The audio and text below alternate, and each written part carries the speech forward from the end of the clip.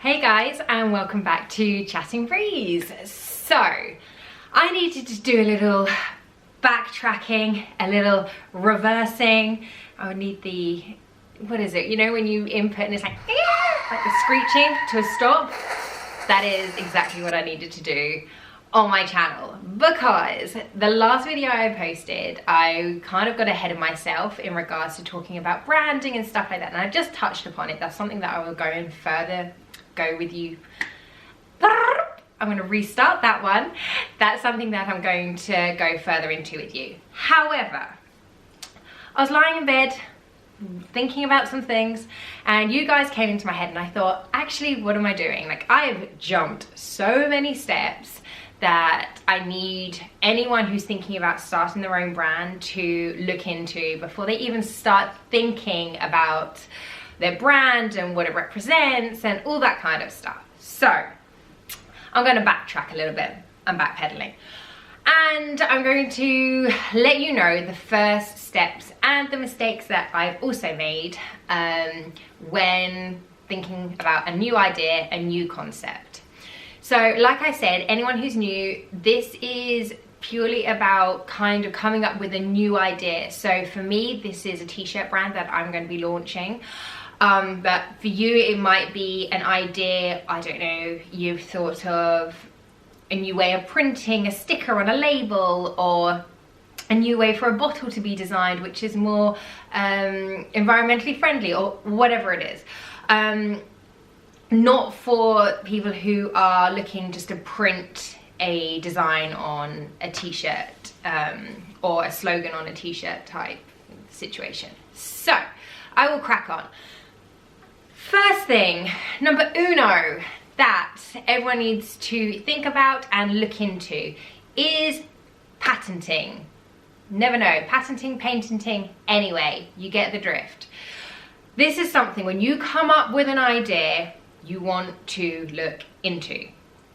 This basically gives you ownership, I use the word loosely, to the concept that you have come up with. So you have an idea, you can then go and you can see, has anyone else come up with this concept? Has this been done before? Now, in a lot of situations, absolutely. Nothing or very little things are created from absolutely thin air. Like, there's been inspiration somewhere along the line. However, you need to look into, has someone else got the rights to that inspiration? Because if so, and if you haven't deviated and changed the idea, enhanced the idea, made the idea better, you will not be able to get that patent for the concept that you've been thinking of, because somebody else already owns that. So if you then start going and trying to make something that someone else owns, they can then sue you and stuff like that. Now, this is not legal advice. I'm not going with that. I'm just trying to say to you, I would really, really, truly recommend that you go and you check out, if you've had an idea and it's a new concept, you go and see, has anyone else had this idea before? Because even if they have, that doesn't mean that your idea is totally wiped out. You can then have a look and go, okay, what did they look into? What is it that their idea entails? Yes, it's similar to mine, but how can I make the idea better? If it is, say, a like for likeness, how can I improve on their idea? Now, if you've got enough thoughts in regards to how you can improve it, and you think like, no, there is still a way that I can make this better, then you need to start looking into creating a patent, which means that you will, so basically you then need to put down the whole concept. You need to break your concept down, and you need to write that out. Now, you can get people to do this for you. It is quite expensive, so I know when you're starting out, like myself, that it's, you know, funds that you potentially don't have. I personally was able to find someone on Fiverr who was great. They were able to do all the research for me, which really, really helped me. So they did. So sometimes, obviously, when you're kind of researching for this stuff, you need to go into archives, you need to go into files and stuff like that. And I don't even know, because I didn't do it myself, because it was so time consuming. I went on Fiverr, found someone who had great write-ups, and a lot of people were recommending this person, and so I used them, and they were able to do that all for me. They were then able to get the patent idea that was very similar to mine and said, this is what's already been patented, this is how long it's going to last for. So I was then able to go, okay, so where do I work from here? So like I said, that definitely is step one. I unfortunately have had to learn the hard way, and I didn't check that out first. I checked that out like way down the line into manufacturing and stuff like that. So I've had to kind of think totally differently about how I can now change my design and stuff. So please don't make the same mistake as me, because it's costly, and really just look at that first of all. Like I said, it doesn't mean that you cannot keep going with your concept. It means that you might have to just think further about it and deviate from the initial idea so that you can get that kind of cover, so to speak. And that basically just helps you in regards to, like you'll be doing if you're changing the idea, someone can come along and do that for yours as well, but someone can't copy a like for likeness. And if you go then to you would like to find somebody else who to distribute your idea or items, you go to another company and for them to become like the distribution for you, then they usually ask for this kind of thing. So yeah, wanted to start there. That is advice number one I will give you guys.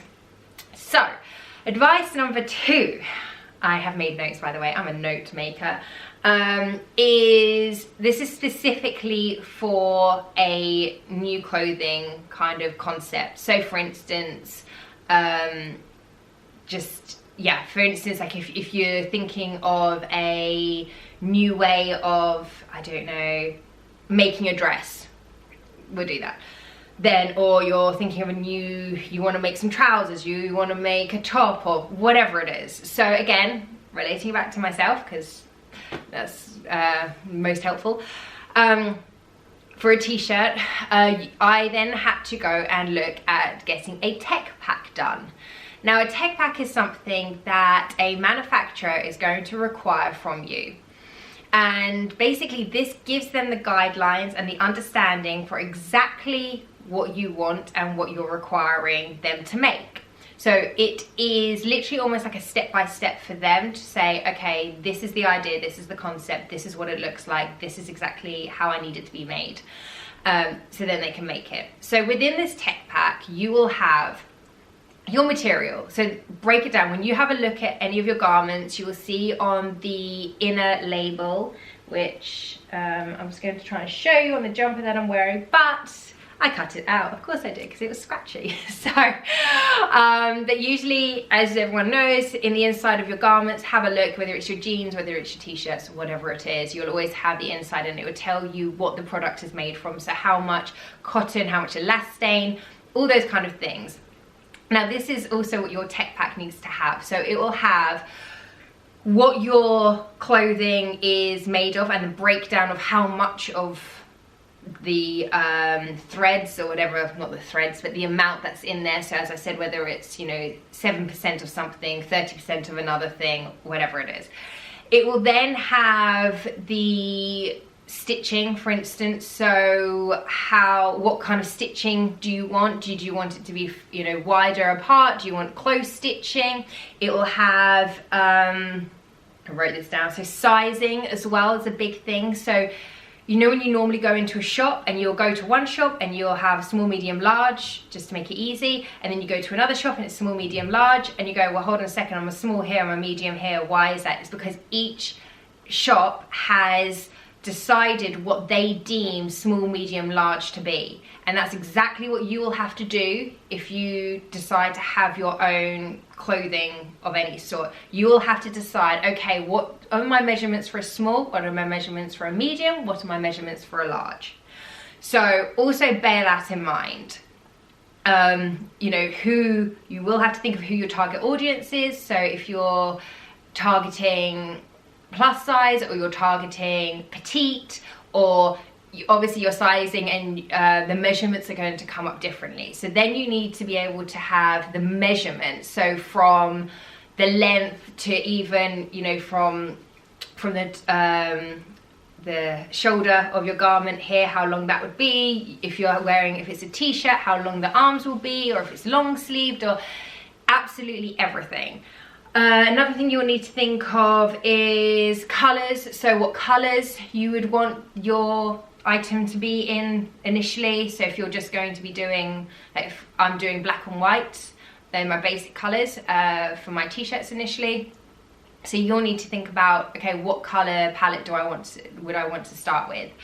And think about, if you're having something which is round neck, if you're having something which is V-neck, how low do you want that V to come? How low do you want the round neck to come? Do you want it to have, I don't know, like kind of a ribbing around the top? Or do you want it just to be completely plain? When you look at any garment, literally deconstruct that garment, because that is all the information and all the things you are going to have to think about and approve when you're looking at a tech pack. So if you have an old t-shirt, jumper, whatever it is that you're looking to then create for yourself, I would honestly, if I were you, with an eagle eye, as if you've never seen that item before, go through every single part of that garment, because you are going to need to know exactly what you're going to require. So if you are able to do that yourself, and you are able to do the sketches yourself, because you will also need sketches of the garment. So you'll need, for instance, a drawing of you know, a close-up of the sleeve, if there's going to be detailing on the sleeve, or you know, again, kind of zooming in on the stitching, what the stitching is going to, what it's going to look like, and how far it's going to be apart, you know, all that kind of stuff. So if your background is in fashion, or you've dealt with that, or you've done that, then obviously that's something that you can do for yourself. If you're somebody like me whose background isn't necessarily, well, it isn't fashion like that, then I would suggest, again, finding someone who knows how to put a tech pack together, will know all the information, will know the right questions to ask you, what it is that you're requiring, and be able to fill in any holes. Because what you don't want to do is have your tech pack with so many holes in them, and go to your manufacturer, and your manufacturer's going to say, okay, so we're going to do this, and then the garment sample comes, and then you're thinking, oh gosh, like, this isn't correct. Now, I kind of want to leave it there, but I will slightly jump a little bit, but this will be in my next vlog that I'll talk about manufacturing and stuff like that. But when it comes to that, again, learned the hard way. I had someone do my tech pack for me. However, there was a misunderstanding in regards to what it was that I was trying to create, and thought I'd turn my phone off. I hadn't. So yeah, what you want the garment,